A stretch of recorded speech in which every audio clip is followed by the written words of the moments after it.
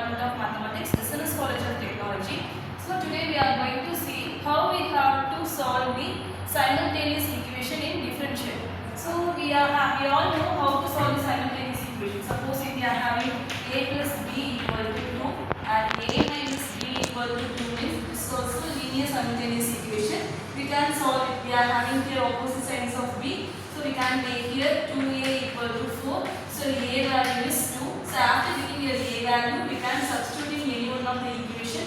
So 2 plus b equal to 2. So your b value is 0. So by solving the simultaneous equation, we are getting our a value and b value. At the same way, in differential equation also, we are going to solve the simultaneous equation. For that, we have to make first dx plus y equal to e power t. Then we are having here, first I am taking the x variable minus x plus dy equal to e power minus t. We all have to know which one is your finding variable.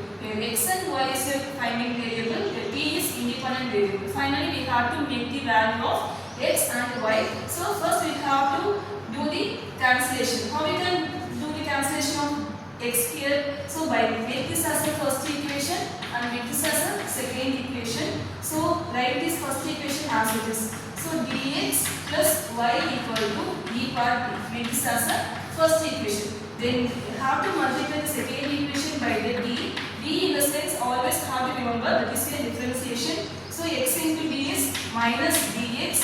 Here we are getting d square into y. Here we are getting d of e power minus t. So now we have to do the translation. Here we are having plus dx. Here we are having minus dx. So we can do the translation. Simply we have to add it. So d square y plus y equal to, here we are having e power t plus d into e power minus t. So from the both the term we are having y as common. So d square plus 1 into y equal to, here we can write e power t. Earlier I said whenever we are having b, we have to differentiate this term with respect to t. So we have to write here minus e power minus t. So all have to come to know, this is here as usual equation. We have to find our CF and PA. So based on the right hand side, look at here carefully. We are having two terms. The first one is PA1, second one is PA2. PA1 also e power ax method, PA2 also e power ax method. So from this equation, we have to make our auxiliary equation. How we can make our auxiliary equation? Wherever we are having d, we have to replace by m. So we can write here m square plus 1 equal to 0. Next we can write m square equal to minus 1, m equal to root of minus 1. So m equal to plus or minus I. So here it doesn't have any real value. It's not the type 1 of CF, type 2 of CF. This is here alpha plus or minus beta. So we have to write the CF as, here alpha value is 0. So a into cos beta x. So a cos x plus b sin x. So this is here CF. Next we have to find our PI1. So how we can find our PI1? 1 by left hand side into PI1. What's the PI1? 1 by d square plus 1. Your PI1 is e power t. So first of all we have to identify what is here a. A is nothing but the coefficient of t. Here a value is 1. So we can write here 1 by 1 square plus 1 into e power t. So we can make here e power t by 2. So this is here PA1 value. At the same way, we have to find our PI2. So how we can find our PI2? The same formula.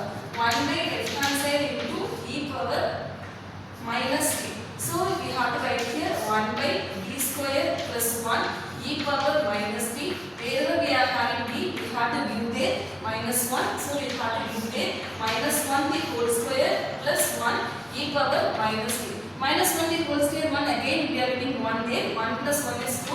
So e power minus t by 2. Finally we have to write our y value.